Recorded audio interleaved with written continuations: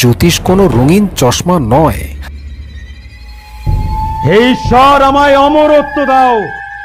তাই সাদা চোখে সত্যিকে দেখতে শিখুন। যুক্তিতে মুক্তি চাইলে তবেই আপনি স্বাগত বিজ্ঞান ভিত্তিক জ্যোতিষ গণনার এই অনুষ্ঠানে। স্যার সুমন্ত জি চৌধুরী।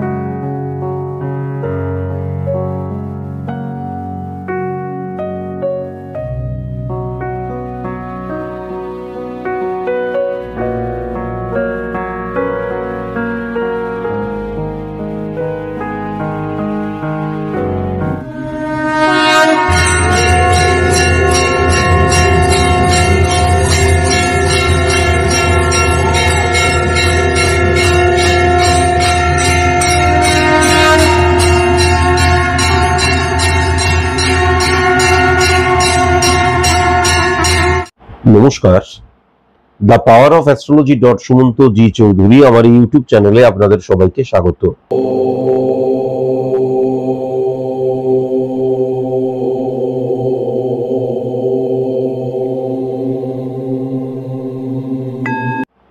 আমি এখন আলোচনা করব বৃশ্চিক রাশির জাতক জাতিকাদের নিয়ে 20শে অক্টোবর থেকে 31 ডিসেম্বর 2025 এই যে সময়টা, এই সময়টায় যদি লক্ষ্য করা যায় বৃশ্চিক রাশির জাতক জাতিকাদের অনেক উন্নতি, অনেক সম্ভাবনার জায়গা, অনেক প্রাপ্তির জায়গা। কিন্তু আজকের আলোচনার বিষয়বস্তুটা সেটা নয়। আজকের আলোচনার বিষয়বস্তুটা হচ্ছে এমন 5টি দিক, যেই দিকগুলো শত্রুতার নামান্তর, যেই দিকগুলো বৃশ্চিক রাশির জাতক জাতিকাদের যে উন্নতি, সফলতা, জয় হওয়ার প্রবণতা, সেই জায়গায় প্রতিবন্ধকতা সৃষ্টি করবে। আজকের এই আলোচনাটা আমি সার্বিক মতে আলোচনা করছি, সুতরাং স্পেসিফিক ভাবে ব্যক্তিগতভাবে কারোর সম্পর্কে বলা আমার পক্ষে সম্ভব নয়। তার জন্য আমার চেম্বার রয়েছে, সেখানে আসতে হবে। কিন্তু সার্বিক মতে স্পট ইমপ্লিমেন্টেশন ছক দ্বারা আমি এমন 5টি দিক তুলে ধরবো, যেই 5টি দিককে রেকটিফাই করা ভেরি ভেরি ইম্পর্টেন্ট। ইগনোর করা নয়, কিন্তু রেকটিফাই করা। তার কারণ যে কোনো প্রবলেমকে শর্ট আউট করাটা প্রয়োজন, তবে ওভারকাম করা যায়। আর তা না হলে পালিয়ে পালিয়ে কিন্তু বাঁচা যায় না।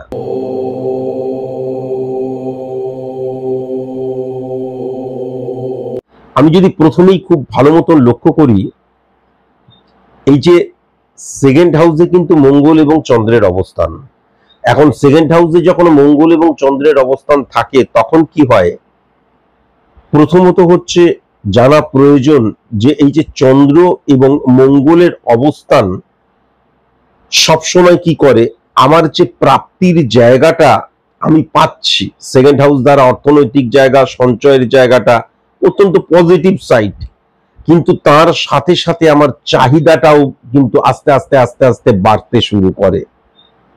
এই যে আমার অর্থ প্রাপ্তির জায়গাটা, অর্থ সঞ্চয়ের জায়গাটা ভেরি ভেরি ইম্পর্টেন্ট, সেটা কিন্তু ডিটোরিয়েট করে যাবে।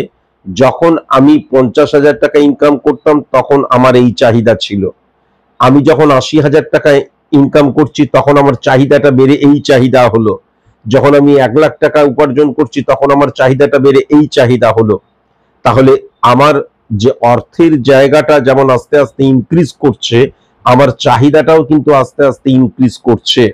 অনেক সময় মার্কেট ভ্যালু অনুযায়ী দেখা যায় যে আমার চাহিদাটা এমন এক্সট্রিম পর্যায়ে চলে গেল, তখন কিন্তু ওই যে যাবজ্জীবের সুখং জীবিত ঋণং ক্রেতা গৃণং পিবেত, ধার করে হলেও ঘি খাও, তখনই কিন্তু সৃষ্টি হয়ে যায় আমাদের ধার, লোন, এই জায়গাগুলো তখনই কিন্তু চলে আসে।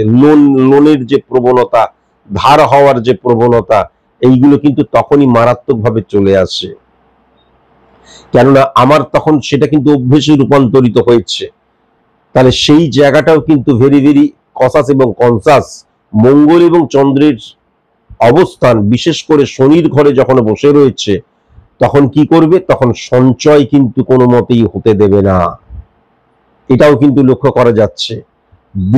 আমাদের প্রত্যেকে আমরা জানি যে আমাদের নলেজ কতটুকু, আমাদের ক্ষমতা কতটুকু। তাহলে মঙ্গল এবং চন্দ্র শনির ঘরে বসে থাকলে কি হয়ে যায়, আমার যতটুকু নলেজ, আমার যতটুকু ক্ষমতা, তার বাইরে গিয়ে আমি কিন্তু আমার দৃষ্টিভঙ্গি, মানসিকতা, মনোভাবের জায়গাটা তার চাইতে আর অনেক বেশি দ্রুততার সাথে ছুটতে শুরু করে। এর ফলে কি হয়ে যায়, এর ফলে কিন্তু অপ্রাপ্তির জায়গাটা বা বিফলতার জায়গাটা আমাদের জীবনে চলে আসে। ভেরি ভেরি কসাস এবং কনসাস অবশ্যই হওয়া কিন্তু প্রয়োজন। এখন ইম্পর্টেন্ট ফ্যাক্টর যেটা হয়ে যাচ্ছে যে 4 নাম্বার ঘর এবং যদি দেখা যায় 10, 11, 12, 4 নাম্বার ঘর এবং 10 নাম্বার ঘরে কিন্তু রাহুর তীব্র প্রভাব লক্ষ্য করা যাচ্ছে। আমি বারবার ধরে বলেছি, রাহু মানে যেমন বাড়িয়ে দেওয়া, হ্যাঁ, কলিযুগের সম্রাট বলা হয়, রাজা বলা হয় রাহুকে, রাহু মানে সেরকম কিন্তু ইলিউশন, আবেগ, ইমোশনের জায়গাটাও। তাহলে 4 নাম্বার ঘরে রাহুর প্রভাব এবং বিশেষ করে কিন্তু 11th হাউসের অধিপতি গ্রহ যেহেতু মঙ্গল, তাহলে রাহু মঙ্গলের একত্রীকরণ কি করবে, অনেক সময় কিন্তু আমি যা কিছু করছি বিশেষ করে ফিজিক্যাল অ্যাক্টিভিটিস, সেটা কিন্তু আমি আগে থেকে একটা প্ল্যানিং করে নিয়েছি, সেরকম ভাবে আমি কাজটা করছি সেটা লক্ষ্য করা যাচ্ছে না। অকস্মাৎ ইলিউশন, আবেগ দ্বারা কিন্তু আমি আমার ফিজিক্যাল অ্যাক্টিভিটিস বা আমি আমার কর্ম করতে শুরু করব, এই জায়গাটাও কিন্তু লক্ষ্য করা যায়। সবচেয়ে ইম্পর্টেন্ট ফ্যাক্টর যেটা, যে মঙ্গল এবং রাহু, মঙ্গলের ঘরে রাহু এবং মঙ্গল 11th হাউসের অধিপতি গ্রহ, সেক্ষেত্রে কিন্তু লক্ষ্য করা যায় যে আমি প্রচুর কাজ করছি, প্রচুর কাজ, সকাল থেকে রাত পর্যন্ত কাজ কাজ কাজ কাজ, আলটিমেট ফলটা কিন্তু পাচ্ছি না। তার কারণ আমি যে কাজটা করছি প্রপার ওয়েতে করছি না, নির্দিষ্ট লক্ষ্যের জন্য করছি না, হ্যাপাজার্ডলি মুভ করছি। তার ফলে আমি কাজ তো করছি কিন্তু সেই কাজ থেকে আমি ফ্রুটফুল রেজাল্ট বা কর্ম করছি, কিন্তু কর্মফলটা সেরকম অর্থে আমি পাচ্ছি না, এটাও কিন্তু লক্ষ্য করা যাচ্ছে। এবার খুব ইম্পর্টেন্ট জায়গা যেটা, সেটা যদি আমি খুব ভালো মতন দেখি, 7th হাউস এর অধিপতি গ্রহ আমাদের 2 নম্বর ঘরে বসে আছে মঙ্গলের সাথে, ভেরি নাইস। তাহলে 7th হাউসের অধিপতি গ্রহ এবং 4 নম্বর 11 নম্বর ঘরের অধিপতি গ্রহ, তাহলে এই যে রিফ্লেকশনটা, হ্যাঁ, মানে আমাদের চন্দ্র এবং মঙ্গলের যে রিফ্লেকশনটা, সেই রিফ্লেকশন দ্বারা কিন্তু রাহু প্রভাবিত হয়ে যাচ্ছে। তাহলে এক্ষেত্রে ডেফিনিট ভাবে আমি যেটা দেখতে পাচ্ছি সেটা হচ্ছে মাতৃ প্রভাব ভেরি ভেরি ইম্পর্টেন্ট। বৃশ্চিক রাশির জাতক জাতিকাদের ক্ষেত্রে মাতৃ প্রভাব খুব ইম্পর্টেন্ট একটা জায়গা। প্রথমত। আর দ্বিতীয়ত যেটা লক্ষ্য করা যাচ্ছে, মায়ের মধ্যে মায়ের মানসিকতা, মনোভাব, মনোবৃত্তি, দৃষ্টিভঙ্গি, এই জায়গাগুলো অনেক সময় অস্বচ্ছ হয়ে যেতে পারে। বা দেখা যাচ্ছে অনেক সময় আমি আমার মাকে সঠিক মতন কেয়ার নিতে পারছি না, মায়ের কেয়ার নিতে পারছি না, বা মাকে সঠিক মতন কিন্তু আমি ব্যবহার করতে পারছি না। কেননা আমি যেটা দেখতে পাচ্ছি, 20 অক্টোবর থেকে 31 ডিসেম্বর পর্যন্ত যদি বৃশ্চিক রাশির জাতক জাতিকাদের সফলতার জায়গাটা হিট করতে হয় বা জয়ী হতে হয়, তাহলে মাতৃপ্রভাব বা মায়ের সাপোর্টের জায়গাটা ভেরি ভেরি ইম্পর্টেন্ট। এবার খুব ইম্পর্টেন্ট ফ্যাক্টর কি হয়ে যাচ্ছে, পাড়া পড়শি, কাছের আত্মীয় স্বজন, সেই জায়গাটাও কিন্তু আমরা সেকেন্ড হাউস দ্বারা দেখি। তাহলে সেই জায়গাটাতেও যেটা লক্ষ্য করা যাচ্ছে, তোমাকে কম্প্রোমাইজ করতে হবে, অ্যাডজাস্ট করতে হবে, অথবা স্যাক্রিফাইস করতে হবে। কেননা পাশের বাড়ির কোনো একটা লোক বা পাড়ার কোনো একটা লোক তোমার নামে অনেক দেখা যাচ্ছে মানে ভুলভাল কথা বলতে পারে, স্টোরি বানাতে পারে, তোমাকে ইরিটেট করতে পারে। সেক্ষেত্রে কোনো মতেই কিন্তু আমি যদি রিয়াক্ট করে দিই, তাহলে কিন্তু কখনো চলবে না। আমাকে আমার রেসপন্সও করার দরকার নেই, রিয়াক্টও করার দরকার নেই। আমি কিন্তু নিজেকে কন্ট্রোলের মধ্যে রাখবো সব সময়। কেননা পাড়া পড়শি, আত্মীয় স্বজন, এই জায়গাটা অত্যন্ত নেগেটিভ ইনফ্লুয়েন্স ক্রিয়েট হচ্ছে। আমি যদি বৃশ্চিক রাশির জাতক জাতিকা হই এবং আমার যদি কোনো দাদা বা দিদি থাকে, তাহলে তার বৈবাহিক জীবনটা নেগেটিভ হয়ে যাচ্ছে। কারণ 11th হাউস দ্বারা আমরা দাদা বা দিদিকে বুঝি। তাহলে 11th হাউসের অধিপতি গ্রহ এবং 4 নাম্বার ঘরের অধিপতি গ্রহ, হ্যাঁ, এবং 7 নাম্বার ঘরের সাথে কিন্তু মিলিত হয়ে রয়েছে। সুতরাং দাদা দিদির, আমি বৃশ্চিক রাশির জাতক বা জাতিকা, আমার কোনো দাদা বা দিদি রয়েছে, সেই দাদা দিদির দাম্পত্য জীবন কিন্তু কখনো পজিটিভ হবে না। এটাও কিন্তু পরিষ্কার লক্ষ্য করা যাচ্ছে। 1 2 3 4 5 6 7 8 9 8 নাম্বার ঘর এবং 9 নাম্বার ঘর, এই দুটো ঘরকে প্রভাবিত করছে কিন্তু সূর্যের অবস্থান। এবং সূর্যের অবস্থান 10 নাম্বার ঘরকে 3-9 কানেকশনের মধ্যে দিয়েও কিন্তু হিট করছে। তাহলে কি হবে, এমন নয় যে ড্যামেজের জন্য, তা নয়। দেখা গেল আমি যেই জায়গায় কাজ করছি, আমি বিজনেস করতে পারি, আমি সার্ভিস করতে পারি, আমি যেখানে কাজ করছি সেই জায়গায় আমার দেখা গেল আমার ব্যক্তিগতভাবে আমার কর্মের দ্বারা তৃপ্ত হয়ে আমার উন্নতি হলো, পাতি ভাষায় হচ্ছে আমার উন্নতি হলো। তাহলে দায় দায়িত্ব বাড়লো, দায় দায়িত্ব যখন বাড়লো তখন চাপও বৃদ্ধি হবে।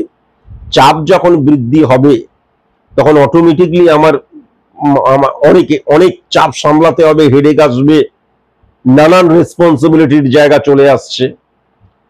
এবার সবচেয়ে ইম্পর্টেন্ট ফ্যাক্টর যেটা, এই যে আমার দায় দায়িত্ব চলে আসছে, এই যে একটা সময় দেখা যাবে অর্গানাইজেশন বা সংস্থা বা আমার বিজনেস ক্ষেত্রে আমার প্রাধান্যটা এক্সট্রিম পর্যায়ে চলে যাচ্ছে।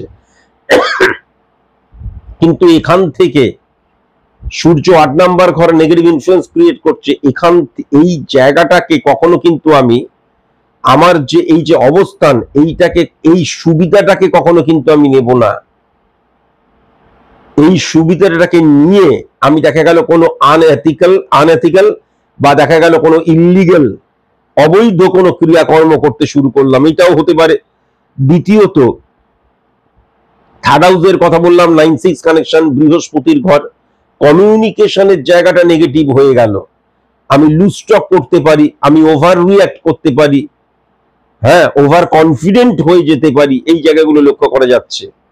এবং যদি খুব ভালো মতন দেখা যায় শনির অবস্থান, তাহলে সেই শনি যদিও উচ্চস্থ হয়ে রয়েছে, তবুও তাহলে আমি কিন্তু আমার কলিগসদের সাথে, আমার সাবঅর্ডিনেটদের সাথে সেরকম কিন্তু মিসবিহেভ করতে পারি, যদিও তাদের সাপোর্টের জায়গা মারাত্মকভাবে লক্ষ্য করা যাচ্ছে। আর আরেকটা জায়গাও কিন্তু মারাত্মক লক্ষ্য করা যাচ্ছে, এটা যে কোনো সম্পর্কের ক্ষেত্রে কিন্তু ওভার রিঅ্যাক্ট করা, এছাড়া ওই যে বললাম আমার আমিত্ব মানে আইডেন্টিটি ক্রাইসিস সৃষ্টি হওয়া, এবং ইগো, হিংসার প্রবণতা, কাছের মানুষের সাথে কিন্তু তুলনা টেনে নিজের ক্ষেত্রে হওয়ার জায়গাটাও মারাত্মকভাবে লক্ষ্য করা যাচ্ছে। এখান থেকেও কিন্তু ভেরি ভেরি কনসাস এবং কনসাস অবশ্যই হওয়া প্রয়োজন। তেমন এই জায়গাটাও লক্ষ্য করা যাচ্ছে, কম্প্রোমাইজ করতে চাইবো না, অ্যাডজাস্ট করতে চাইবো না, স্যাক্রিফাইস করতে চাইবো না। আর আমার আমিত্ব যখন প্রবল মাত্রায় চলে যায়, ওভার রিঅ্যাক্ট করা মানে আমি যেটা ঠিক মনে করছি সেটাই ঠিক, এর বাইরে কোনো কিছু ঠিক হতে পারে না। আমি যখন লুজ স্টক করতে শুরু করলাম, তখন আমি যে কাজ করছি, আমার কাজের দ্বারা যে আমার সংস্থা বা আমার কর্মসংস্থার প্রভাবিত হচ্ছে সব বোঝা যাচ্ছে, তবুও মুখে বলছি দেখেছো আমার জন্য হচ্ছে, আমার জন্য। তাতে কি হবে, শত্রু তৈরি করার জায়গাটা লক্ষ্য করা যাচ্ছে। কিন্তু ভেরি ভেরি কনসাস এবং কনসাস অবশ্যই কিন্তু হওয়া প্রয়োজন। শুক্র এবং কেতুর অবস্থান, শুক্র এবং কেতুর অবস্থান, শুক্রের ঘরেই বসে রয়েছে এবং কেতু কি ছায়া প্ল্যানেট, ক্যালকুলেটিভ প্ল্যানেট, তার নিজস্ব কোনো পাওয়ার নেই। সেই যদি পাওয়ারফুল কোনো গ্রহের আন্ডারে বসে থাকে তাহলে সে পাওয়ারফুল হয়ে যায়, সে তো পাওয়ারফুল গ্রহের আন্ডারেই বসে রয়েছে। কিন্তু সবচেয়ে ইম্পর্টেন্ট ফ্যাক্টর যেটা হয়ে যাচ্ছে, যে কেতু উচ্চস্থ হয়ে যাচ্ছে, শুক্রের দিক দিয়ে অত্যন্ত পজিটিভ রিফ্লেকশন ক্রিয়েট করছে, কিন্তু নেগেটিভ রবি কিন্তু সেই কেতুকে হিট করছে। তার ফলে কি হচ্ছে, অকস্মাৎ মান সম্মান হানির জায়গাটা লক্ষ্য করা যাচ্ছে। যদিও এটা আজকের দিনে লিখে দেওয়া যায় যে বৃশ্চিক রাশির জাতক জাতিকাদের ফিনান্সিয়াল জায়গাটা বা আমার যে অড সিচুয়েশন, সেখান থেকে আমি ওভারকাম করতে পারবো, কিন্তু সেখান থেকে ওভারকাম করলেও আমি আলটিমেট যেই জায়গাটা লক্ষ্য করা যাচ্ছে, আমি কোনো ইলিগাল অ্যাক্টিভিটিসের জায়গাও কিন্তু চলে যেতে পারি। বা দেখা গেল ওই যে বললাম, অতিমাত্রায় অতিরঞ্জিত হয়ে যাওয়ার জন্য অনেক ক্ষেত্রে কিন্তু আমার যে সম্মান, আমার যে পদমর্যাদা সেই জায়গা থেকে হঠাৎ করে ডিটোরিয়েট করে গেলাম, সেই জায়গাটাও কিন্তু লক্ষ্য করা যাচ্ছে। এখান থেকেও ভেরি ভেরি কনসাস এবং কনসাস। অপোজিট সেক্স থেকে ভেরি ভেরি কনসাস এবং কনসাস 31 ডিসেম্বর পর্যন্ত এই সময়টায়। কেমন আত্মীয় স্বজন থেকে ভেরি ভেরি কনসাস এবং কনসাস। আর আমি বন্ধুত্বের জায়গা থেকে যেটা লক্ষ্য করতে পারছি, দূরের বন্ধু থেকে ভেরি ভেরি কনসাস এবং কনসাস। যাদের বিবাহ হয়ে গেছে শ্বশুর বাড়ি থেকে ভেরি ভেরি কনসাস এবং কনসাস। আত্মীয় স্বজন থেকে, আত্মীয় স্বজন মানে কাছের আত্মীয় স্বজন থেকে ভেরি ভেরি কনসাস এবং কনসাস হওয়াটা ভীষণ প্রয়োজন। ইগো প্রবলেম যেন কখনো সৃষ্টি না হয়, ভুল বোঝাবুঝির জায়গাটা লক্ষ্য করা যাচ্ছে। ব্যক্তিগত জীবনে ছোটখাটো ব্যাপার নিয়ে ঝামেলা হলো, সেটা দেখা গেল এক্সট্রিম পর্যায়ে চলে গেল। ভেরি ভেরি কনসাস এবং কনসাস। আজকের মতন এইটুকুই, নমস্কার।